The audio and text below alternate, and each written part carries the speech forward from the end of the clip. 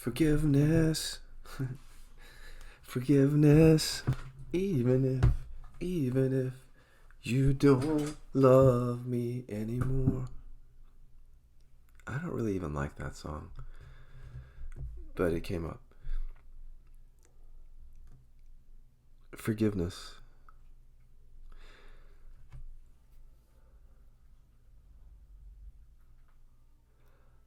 I find it impossible, and have found it impossible to truly forgive. And when I say forgiveness, I mean like deep forgiveness, like emotional, mental, spiritual, like full physical forgiveness. Because a lot of the things that we're trying to bypass, like our rage about what happened or our shame, in our effort to forgive people, it's not just that this lack of forgiveness or going deep, it actually manifests as physical. Like, so a deep physical forgiveness too, because if we're holding on to the past, unresolved stuff, and we're on the surface, we're pretending to forgive the people from the past, that bypassing of not getting to the real root issue of the trauma and the repression connected to what happened to us, then again it could manifest as a physical illness or pain. So when I talk about forgiveness, just before I start talking about it, let's be clear about what is it I mean. I mean like the deepest forgiveness possible, because I think that there's a bypassing forgiveness that comes through. Speaking of coming through, I see it on my news feed and social media a lot. And I can't know exactly the conditioning of the people that are posting it, but I watch their posts also. And there's these memes come across where they'll post like, to forgive those who hurt you is the greatest whatever, or just really lofty words around forgiveness. And it makes me wonder, like, this whole forgiveness thing,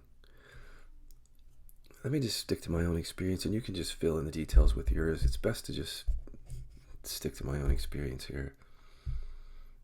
I I fell in love with my best friend in law school. He was, I won't say what his sexual orientation was, but we did have sex. I'd fall in love with him. He actually said that he had feelings for me, but he could not reciprocate those. So that left a really, really deep wound. I was very hurt over it. I was very immature, actually, because I was going after someone who wasn't ready for that. And it was a really, really painful experience for both of us. And I left the experience feeling very angry and very hurt over it. And for years, I wanted to forgive myself and him for that. And I tried, and I did a lot of different spiritual techniques and, just also just being presence. Like, will that bring about ultimate forgiveness? And although it helped, the deep forgiveness is something different, because in resolving the trauma of my childhood and the emotional repression, there came a level of forgiveness for everything that I had never experienced before, the kind of forgiveness or depth that I didn't even know was possible. And it wasn't about saying I'm sorry or anything like that. It was like fully feeling the deep hurt and even the anger and hatred for the people that hurt me when I was a child, for example, and the anger and hurt that I felt over this guy. So trying to go to forgiveness too soon can be a bypass unless you've contacted that deep rage or anger or fear or shame or hurt that you're experiencing and that you're holding down deep in the body. Now, here's the thing. This is where it gets tricky, is we may think on the conscious level that we've forgiven someone, but in the unconscious, where the emotions are repressed and the trauma is unresolved, that lack of forgiveness could be festering into, again, physical issue, mental health issue, chronic pain, body contraction. But yet on the surface, we think that we've forgiven. And we may even be sharing these memes on news feeds that indicate that there's been a deep forgiveness, but our body keeps the score. So then as we manifest illness, chronic pain, body contraction, if you were to explore that, you would find a lack of forgiveness in these areas and a lack of making contact, conscious contact with the deep rage or the shame or the hurt that's there, that's now festering as a chronic pain or an illness or body contraction. See, so the forgiveness has to go all the way down into the cells of our body for there to be a real embodied forgiveness, like a true depth of forgiveness. If I'm walking around the earth and I'm saying, this is lip service, by the way, lip service. If I'm saying I forgive the people that hurt me in the past, but meanwhile in my body, in the cells of my body, if there's still unprocessed rage or hurt or shame over it, this is all lip service. The news feeds, the memes, the moving mouth that says things, all a lie. Because on the cellular level, this system has not forgiven, has not even processed the rage, for example. So this is what I mean by bypassing. And we're putting the cart before the horse. I say that a lot. Like, the cart before the horse is where we say things that are like spiritual ideals. Like, true forgiveness is this or that. Or to forgive, like just ideals. But when our body doesn't agree with it. So we can say it in the conscious level, really profound stuff about forgiveness. But at the body level, the cellular level, the system hasn't forgiven. And still maybe holding on to rage or anger or shame or hurt. And then that's manifesting again as something physical or a mental health issue or something, just body contraction or weird personality trait that, like narcissism is actually the repression of negative emotion. So it can manifest in a lot of different ways. That's putting the cart before the horse, saying things that the mouth and the mind really like. And we like to hear it. Like somebody says something in our news feed, like profound statement about forgiveness. It has to go deeper than that. If you understand cellular memory, if you understand how our cells are literally affected by what happens to us, neuroplasticity means we learn suffering and we embed it into the cells, into the DNA. It's all embedded into our system, our physical body. The lack of processing anger, that mechanism that holds that back or that's holding onto that is in our cells, in our pain, in our arm, our back, our stomach.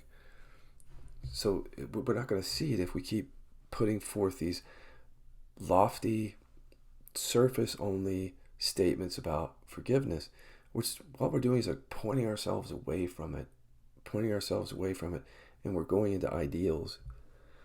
And from a conscious perspective, we actually may think that we have forgiven someone. Like, this is how blind we can be. Like, not having made contact with the cellular memories that are still holding on to these things in a way that's really unconscious. Because at that point, it's not going to show up as I don't forgive the person. It's going to show up as, my elbow is just like hurting every day. Or my stomach, like, there's just like this tight contraction down there, and no matter what I do or don't do, it just remains. But I'm going to put on a news feed, deep forgiveness is this or that. It's a lie. It's fine. Like, who cares in the absolute sense if people are putting forth these surface level statements about forgiveness? Except that it can push us away from or turn us away from the real work that we have to do for forgiveness. What I found for forgiveness, coming out of emotional repression, was it. Like, resolving the trauma and the emotional repression from the wounds of the past was a deep forgiveness that went down to the cellular level, like the physical level. So it transmuted my pain, actually, my chronic pain. That's how deep real forgiveness goes. But I think there's a lot of people who and like I did, actually, like a surface sense of forgiveness for everything that happened, but the body doesn't agree with it. The body doesn't agree at all. So deep in the unconscious recesses of the body and the cellular memory is like rage that hasn't been fully tapped into. So we're tapping into that with KI. We're showing people who thought that they forgave what happened to them, that in the cellular level, at the deep unconscious level, there's still an unprocessed rage, for example, or shame or hurt. And then now they're finding a much deeper forgiveness by going into that level, right?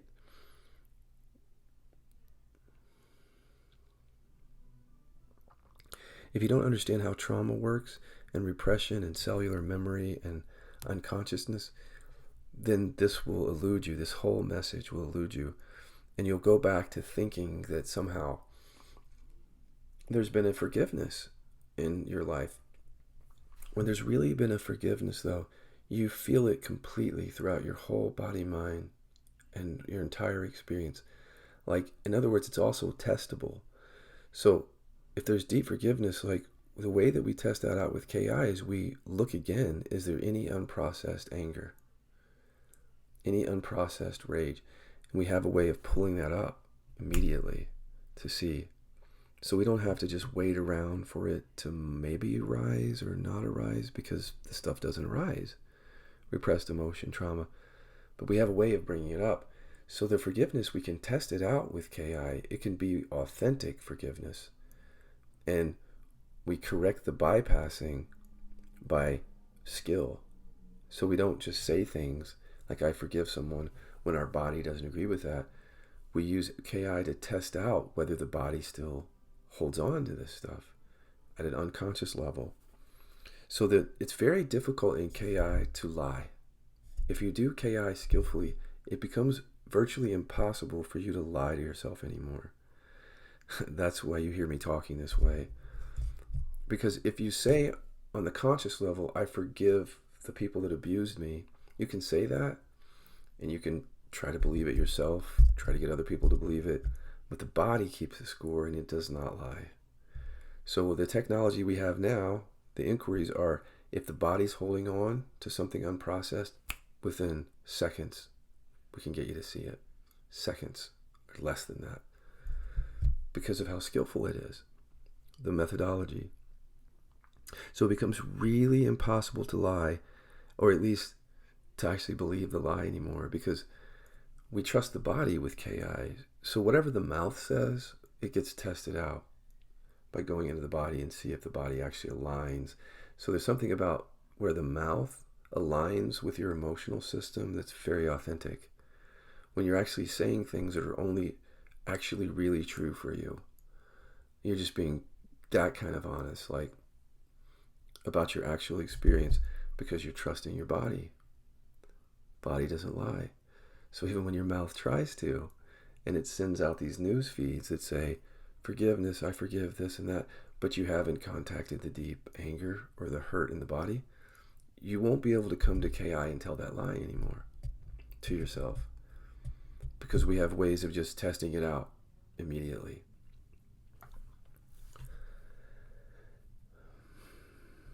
I can trust that.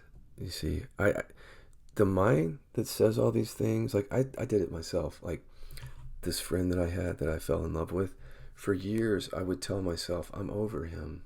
Like I'm over the pain, or I'm over the bullying that happened in 4th to 6th grade. Like I'm done with that. Like I processed that. Come to find out, as I was saying that I was forgiving these people and forgiving myself, my body did not agree with it. So deep in the recesses of my spinal condition, I found a lack of forgiveness, meaning rage, completely hidden from me and showing up only as chronic pain, not rage. It wasn't felt as rage at first. It was felt first as a repression of the rage, an intelligent series of commands that would come up in consciousness that were showing me that I was holding back rage still about my bullies, for example. Rage that I couldn't contact. So all those years when I was saying I forgive my bullies, lies, total lies. Because on the conscious level it may have felt that way, but in the somatic, the physical level, the forgiveness had not gone there. Lies. So now, having processed that, see, if I say I forgive my bullies, and I go straight into inquiry to see if there's rage still there, there isn't. See, because I can just pull it up if it's there. So therefore it's not a lie at that point, because what the mouth is saying aligns literally with the somatic physical experience. Body and mind are aligned at that point. But when we're saying things that aren't, the body still keeps a score, and we're saying things that are not in alignment with the body, there's a dissonance there. You see, that's the bypassing that everybody notices and we're all talking about. That's an example of it right there. So when I meet someone who's been a victim of trauma, like someone who's, literally been victimized in a certain way, if they tell me that they've forgiven those people, my next question is, tell me about the rage. Tell me about the anger before you tell me that you've forgiven them. Because if you, for example, a small animal, if you trap that animal in a corner, or you violate that animal's personal space or something, or you sexually violate an animal or physically hurt the animal or abandon the animal, that animal is going to have an emotional response to that, including terror, rage, anger, hurt, because they have a limbic system. They're going to have that response. Same thing as when you do that to a human being.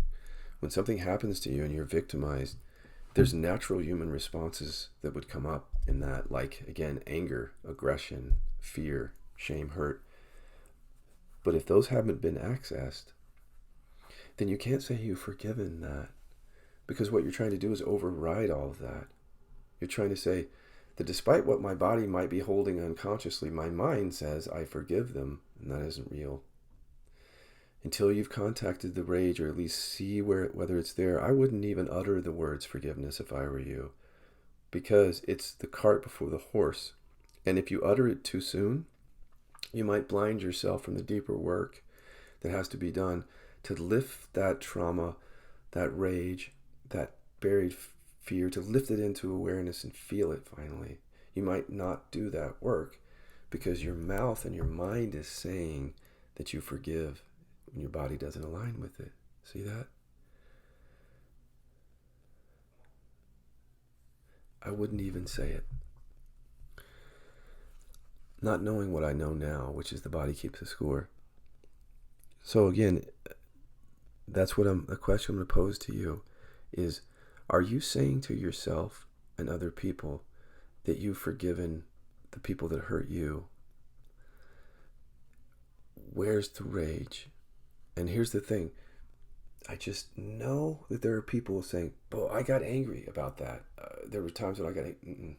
No. Listen, the anger is not repression. So if anger is coming up, if you're repressing other rage or anger, it's not going to come up as anger. It's going to manifest as, again, a mental health issue, a physical health issue, a body contraction, like almost like a physical sensation that's tight or contracted, or some sort of relationship issue. The fact that you've had some anger come up around what happened to you, it does not answer the question of whether there's still rage there. Because the rage, if it's repressed, the anger, it's going to be hiding, being held down. So even though it's held down and you can't see it or feel it, it's manifesting. It's actually part of the intelligence of your system now. So this rage would get in the way of authentic forgiveness because your body doesn't align with it until you access these emotions. When you fully access these emotions that have been repressed and the memories that go with them around the trauma, until you do that, how do you forgive when your system is holding on to all that? Come to KI and test it out. Like, test out what you're holding in the body before you forgive. And the good news is there's a deeper forgiveness available. This is the good news of this. And when you know this forgiveness, you don't just know it in your mind.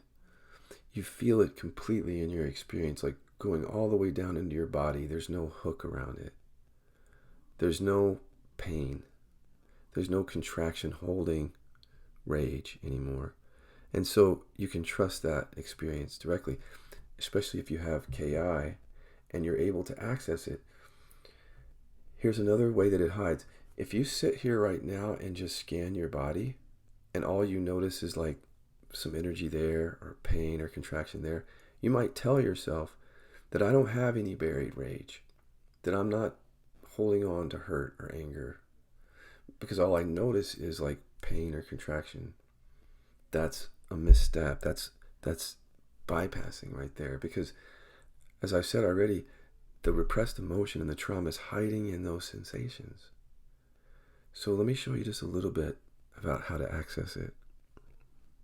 I want you to pull up the people that you feel like did you wrong, abused you, traumatized you. Could be parents, could be someone else. Just look at them for a second from awareness. And at the same time you're looking at them, feel into any area that feels like pain or contraction or tightness, and just rest your attention there.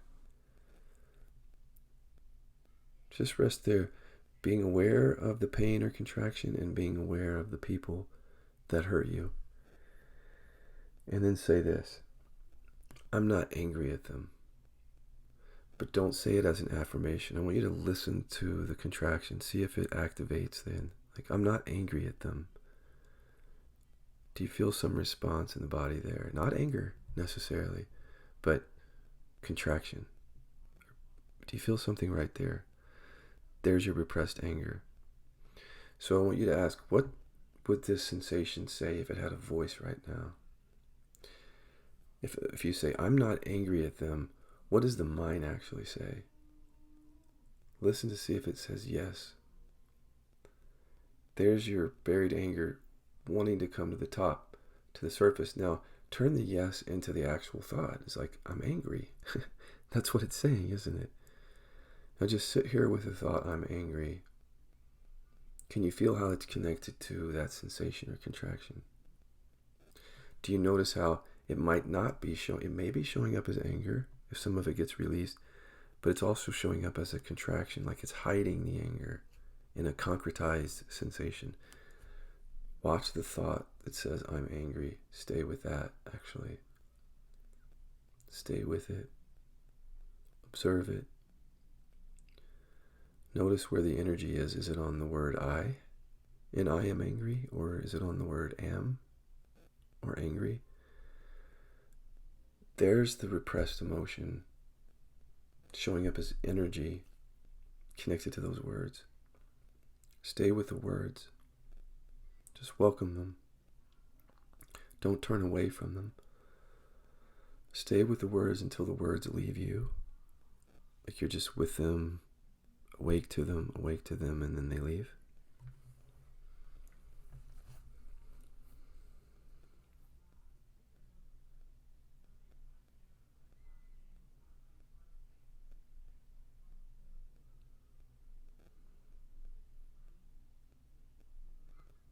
So all that I'm showing you is that there's evidence in your body that you have not contacted all the rage and anger that you have towards those people. So if you got a yes there, like I'm angry, that's the unprocessed anger and rage.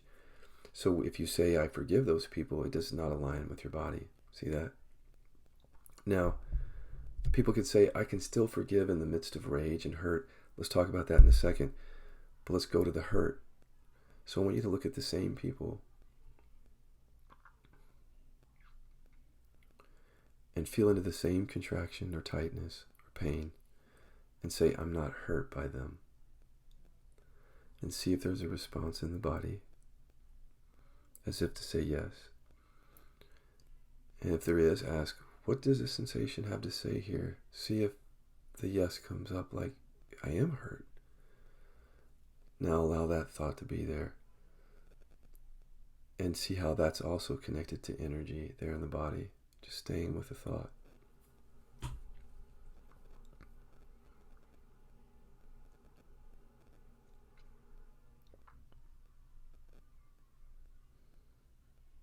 Staying with the thought until it just naturally falls away. You're just awake to it. I'm hurt. That thought. Stay with it. Stay with it.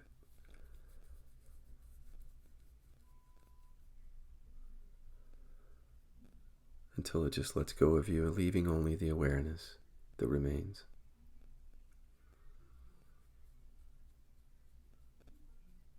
So, even if you were saying to yourself that you forgive those people, your body's still holding on to unprocessed hurt and anger, and maybe other things like shame.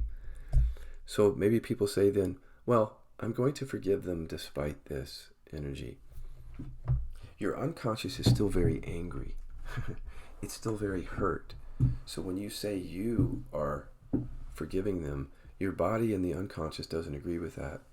So the reason that that's a problem is because if you keep trying to say that you forgive them without processing this deep stuff is what's manifesting as other issues in your life. Like, if you don't process the anger and the hurt, you may continue to get re-traumatized by people who show up a certain way, like your abusers. So that trigger might continue to happen because this stuff is unprocessed. See, there's one thing. The other thing is by continuing to say you forgive someone when your body doesn't agree, that lack of connection, like making the connection between mind and body, can fester into chronic pain, illness. Also, the people around you know better. When you say that you've forgiven, we tend as humans to be able to feel people's energy. So it doesn't even seem authentic to the people around you. They're like, yeah, you've forgiven. No, you haven't. We're lying to ourselves. So to try to override that mechanism of repression of emotion and trauma, to try to override it and say, I forgive, that's mind. That's just the mind. See, the body doesn't align with that.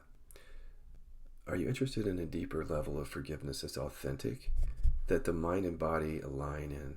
Then you're going to have to give up the idea that, first of all of this is going to arise to awareness. Because what I did with you there is just show you with just a little bit of inquiry how there were certain things that weren't arising. Like, you still have anger. You're still hurt by them. And we actually had to prompt it up with inquiry for you to really see how it's now concretized into contraction or pain. Before that, you probably just thought, well, that's just pain or contraction. That's just a sensation appearing to awareness. Now you know that's not true. That seemingly physical pain or contraction is containing information from the past. You're angry, you're hurt, you're ashamed. That unprocessed thing will continue to fester as physical and even turn into worse while you say with your mouth that you forgive those people. While you're saying the lie, your body's telling the truth, and it's going to manifest according to what you actually believe. Like, on some level, if you're still hurt and angry and it hasn't been processed, even if your mind tries to tell you you're forgiven, your body's going to keep the score, and it's going to bite you in the ass in one way or the other. All right. Do you hear that? Are you interested in something more than just surface level forgiveness? If you are, come to the members area, Kiloby members area. Go to Kiloby.com. Scroll to the top, drop down menu, go to Kiloby members area, 2-week free trial. Just come in there and listen to what we're saying, because all the experiential work is done there. Just talking here, just talking. That's all this is. I did a little bit of inquiry with you, but that's not enough to unearth that. It's just a little taste of it. So if you want to dive deep into the work and really deal with these issues, just go there with us. And we'll see you there and meet you there with these amazing skills, tools that we have.